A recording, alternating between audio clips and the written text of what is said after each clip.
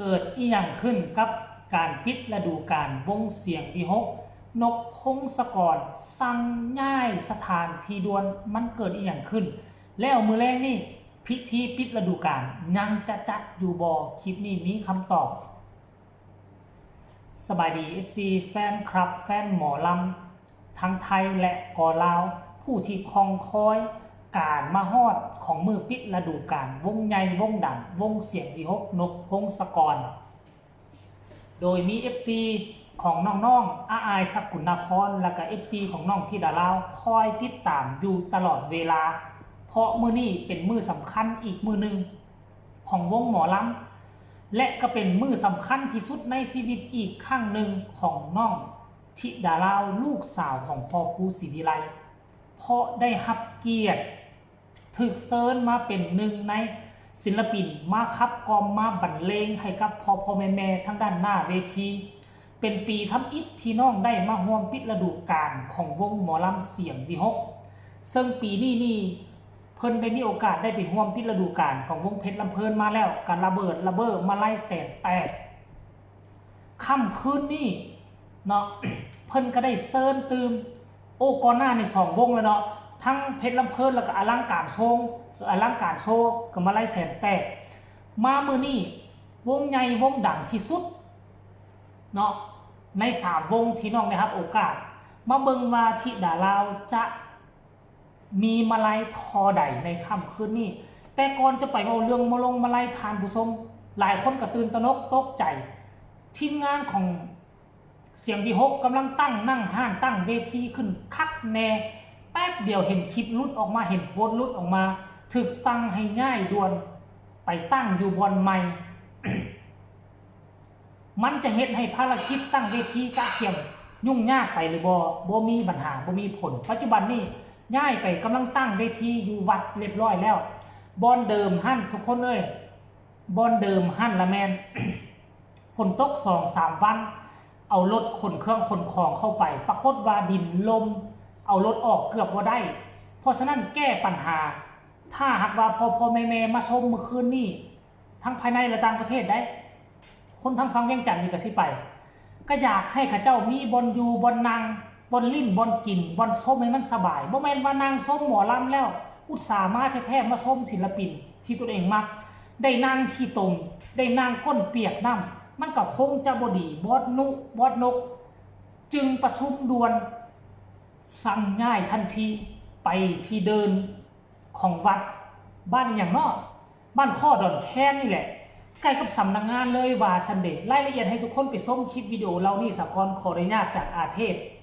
ขออนุญาตจากเพจรักเสียงวิหกไปชมคลิปนี้แล้วจะมาพบกันในช่วงต่อไปใหญ่3 ทีด่วนนะครับพี่น้องเพราะมันบางนี้มันมีแต่น้ำครับพี่น้องมันลงบ่ได้ครับนี่ครับรถเข้าไปก็ต้องดึงกันเข้าไปครับพี่น้องมันมีแต่น้ำครับ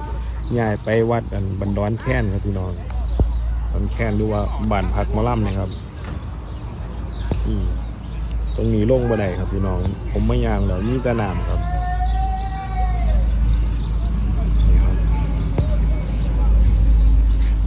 มันมีแต่น้ำเลยครับมันแฉะหมดเลยมีแต่น้ำครับ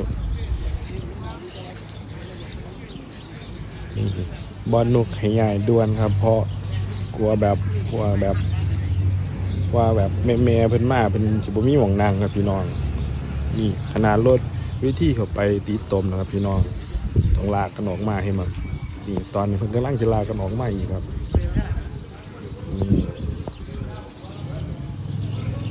ย้ายไปวัดบันดอนแค้นนะครับพี่น้องหรือว่าบันคอเฮานะครับบ้านพักหมอลำเฮานะครับพี่น้องย้ายไปวัดที่วัดเปิดวงนะครับพี่น้องตอนนี้เพิ่งกำลังดึงกันออกมาครับพี่น้อง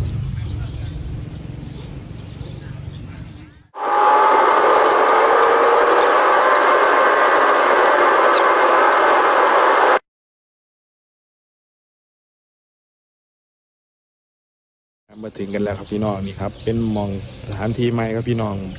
มองที่เข้ามาเปิดวงครับพี่น้องนี่จะเป็นล้านปูนซีเมนต์อย่างดีครับพี่น้องนี่ ตรงนี้นะครับทางเขามาง่ายครับพี่น้องมองที่เขามาเปิดวงนะครับผม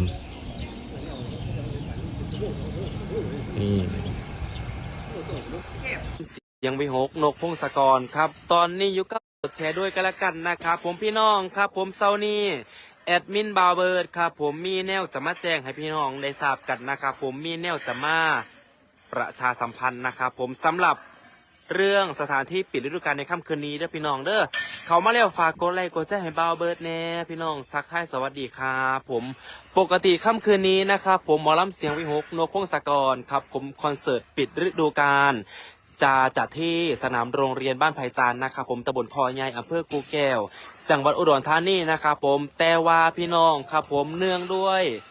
วัน2 วันที่ผ่านมานะครับผมฝนตกพี่น้องเดินโรงเรียนเฮาเป็นตมไหมพี่น้องทั้งน้ำนะครับผมมีหอดน้ำมีหอดตมพี่น้องสถานที่จึงไม่สะดวกในการทำการปิดฤดูกาลนะครับผมเราจึงได้ย้ายมาที่วัดโนนสว่างสามัคคีครับผมนั่นก็คือวัดที่เฮาเปิดวงเด้อพี่น้องเด้อวัดหอระฆังนะครับผมวัดโนนสว่างสามัคคีวัดที่เราเปิดวงนะครับผมจะใช้เป็นสถานที่ปิดฤดูกาลในค่ำคืนนี้นะครับผมตอนนี้ครับพี่ๆทีมคอนวอยนะครับผมใหญ่เวทีมาหอดแล้วพี่น้องมาหอดบัดแล้วเด้อพี่น้องเด้อ เห็นบอกทุกคนหลายคนก็บ่ต้องตื่นตระหนกตกใจเด้อปิดฤดูกาลนี่เลื่อนบ่ได้แน่นอนเอามื้อนี้แหละเอามื้อนี้แน่นอนท่านผู้ชมเว้ยเลื่อนมันเลื่อนบอลง่ายบอลจะซื้อจากหน้าห้องเรียนมันเป็นขี้ตมง่ายไปใส่วัดม่องที่กระเจ้าเปิดฤดูกาลอยู่บนใดและมันปิดฤดูกาลก็อยู่บนหั่นท่านผู้ชมปัจจุบันนี้ทั้งทีมงาน คนบอกคนม้อยพากันสุ่มพลานาทีติดตั้งนั่งห้านติดตั้งเวทีบรรดาศิลปินแต่ละคนกับพากันหยิบมาลงมาลัยได้พากันเฮ็ดมาลงมาลัยเพราะว่าปิดเปิดฤดูกาลมันจะเป็นมื้อพิเศษวันพิเศษพอแม่ FC แฟนคลับจะเอามาลัยมาถวายให้อย่างหลายรถแหละเนาะตอนนี้อ้ายก็น่าจะขมุกขม้นอยู่เฮ็ดมาลัยหรือบ่เกี่ยมแต่งตนแต่งโตและคันทางน้องธิดาลาวก็คงจะเกี่ยมเดินทางและท่านผู้ชมออกจากสารคามไปหาอุดรห่วยมันกับพันจักจังหวัดสารคามกับอุดรนี่มันมีขอนแก่นขั้นกลางว่าท่านผู้ชมเอ้ยนี่ค่อยกับว่าแน่ใจบ่ได้เบิ่งแผนที่ท่านผู้ชมอันนี้คือเรื่องราวที่มันเกิดขึ้นแจ้งข่าวเปล่าประกาศให้ FC ทั้งฝ่ายภายในและต่างประเทศโดยเฉพาะพี่น้องฝั่งไทยพี่น้องฝั่งลาวผู้ที่จะเดินข้ามไปอุดรไปร่วมงานเพราะว่าปีกายนี่ก็เห็นคนไปร่วมได้ FC แฟนคลับของนกพงศกรทั้งเวียงจันทน์นี่เมารถเมย์ไปเป็นขั้น2ขั้นพุ่นน่ะปีนี้ก็คงจะเห็นแล้วการนอกจากไปชมอ้ายชมบนนกพงศกรแล้วก็จะได้เห็นศิลปินทั้งฝั่งลาวของพวกเขาคือกับน้องที่ดาลาวกันไปขึ้นยืนอยู่บนเวทีอันทรงเกียรตินี่คือกันพอแม่จากฝั่งเวียงจันทน์ผู้ใดเห็นแล้วก็ไปจับมือถือแขนไปให้มาลงมาไล่ให้ทิปหน้าเวทีน้องที่ดาลาวแน่สนับสนุนคนลาวเฮาแน่เด้อเอาสำหรับคลิปนี้ก็ขอฝากฝังเอาไว้อีกคลิปนึงก็แล้วกันฝากกดไลค์กดแชร์กดติดตามที่สำคัญจะกดข้ามโฆษณาผู้ใดมีคำตำหนิติชมคำคิดคำเห็นก็ส่งข่าวมาได้ทางใต้คอมเมนต์สำหรับคลิปนี้ลาท่านผู้ชมไปก่อนสบายดี